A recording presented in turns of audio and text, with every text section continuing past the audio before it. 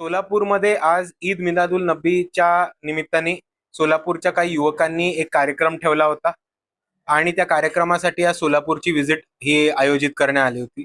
आणि त्याच निमित्ताने आमचं हे ठरलं की सोलापूरला येतोय तर पत्रकारांशी संवाद झाला पाहिजे. एक ह्या भारतामध्ये आणि महाराष्ट्राच्या राजकारणामध्ये अकाउंटेबिलिटी, प्रश्न उत्तर आणि पत्रकारांशी संवाद साधून त्यांच्या प्रश्नांवरती जनतेचे उत्तर देणं हे आज राजकारणामध्ये खूप मोठ्या प्रमाणात मिसिंग आहे.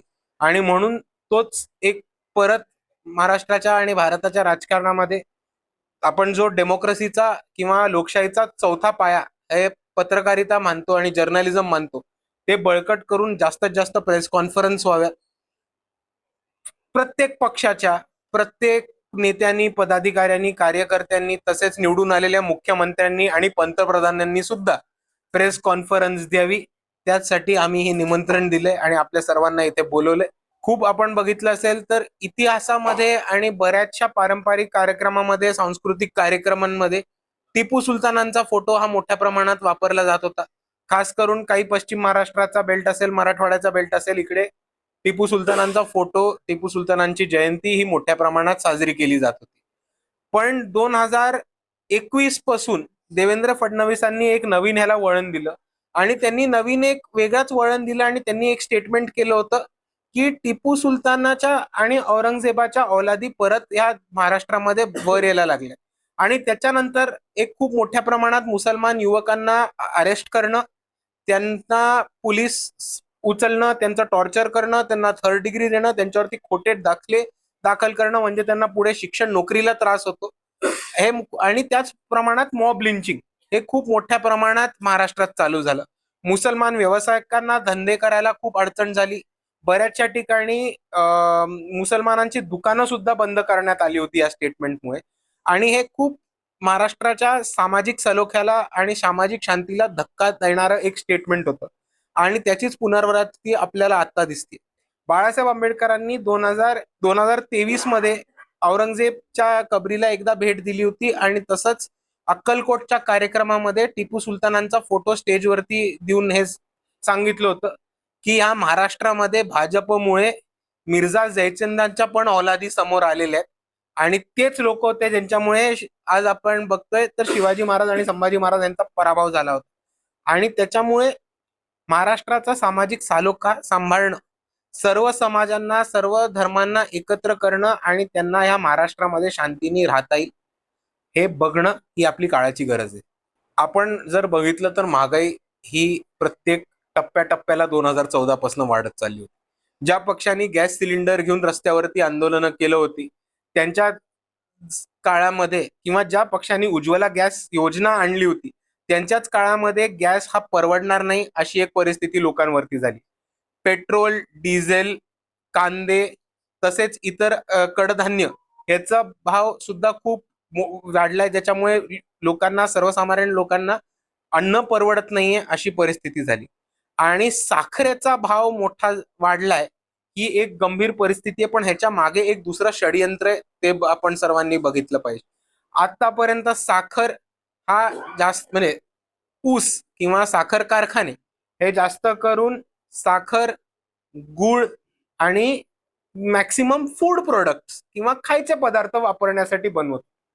नितीन गडकरींनी मागच्या वर्षीपासून एक नवीन पॉलिसी आणली ज्याच्यामुळे इथेनॉल हे पेट्रोलमध्ये ब्लेंडिंग चालू झालं आणि प्रत्यक्ष अप्रत्यक्षपणे प्रत्येक पश्चिम महाराष्ट्रातला साखरेचा कारखाना हा इथेनॉलचा प्रोडक्शन युनिट झालं आणि त्याच्यामुळे साखरेचा दर आपल्याला खूप मोठ्या प्रमाणात वाढताना दिसतोय.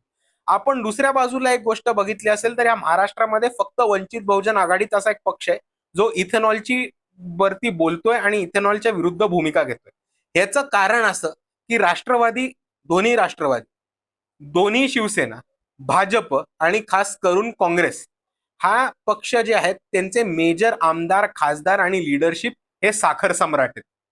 आणि जरी इकडच्या जनतेला साखर परवडणारी नाही झाली, जरी ऊसाचा दर खूप महाग झाला, जरी ऊसतोड कामगारांचं आणि शेतकऱ्यांचं नुकसान झालं, तरी भाजपच्याशी हात मिळवून हेच साखर सम्राट, राष्ट्रवादीचे असो, काँग्रेसचे असो किंवा शिवसेनेचे असो, हे इथेनॉल वरती बोलणार नाहीत, कारण त्यांच्या कारखान्याने हे इथेनॉल ब्लेंडिंग चालू केले आणि त्यांना त्यांच्या घरी येणारा आणि त्यांच्या खिशात येणारा मुनाफा दिसतोय, पण जनतेचं होणारं नुकसान किंवा तोटा दिसत नाही.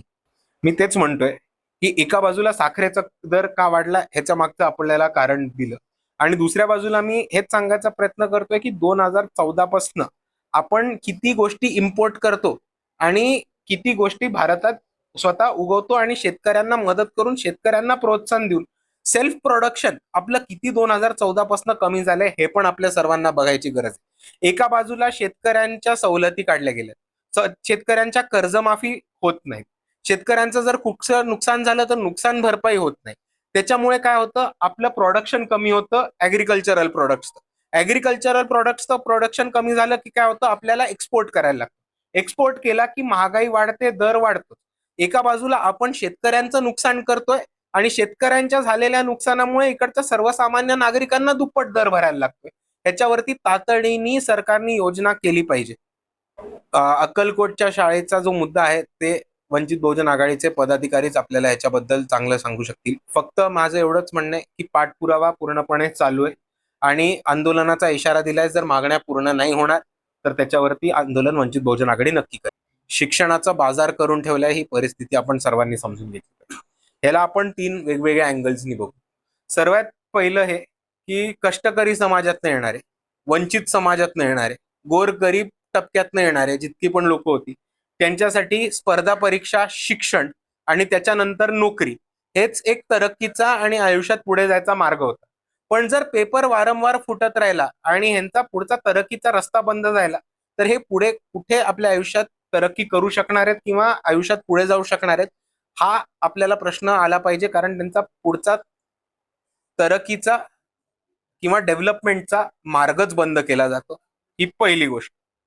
दुसरी गोष्ट ही होते की पेपर फुटीच्या विरुद्ध एक डिपार्टमेंट नाही तर एक सक्त कायदा केला पाहिजे आणि त्या कायद्याची अंमलबजावणी केली पाहिजे, जेणेकरून पेपर फुटणार नाहीत आणि पेपर फुटले तर त्याच्यावरती स्ट्रिक्ट ऍक्शन घेऊन इमिजिएटली रिएक्झामिनेशनचा एक काहीतरी आपल्याला ऑप्शन देता आला पाहिजे. त्याच्याकरून विद्यार्थ्यांची झालेली मेहनत आणि एक अख्खं अकॅडमिक वर्ष वाया जाणार नाही.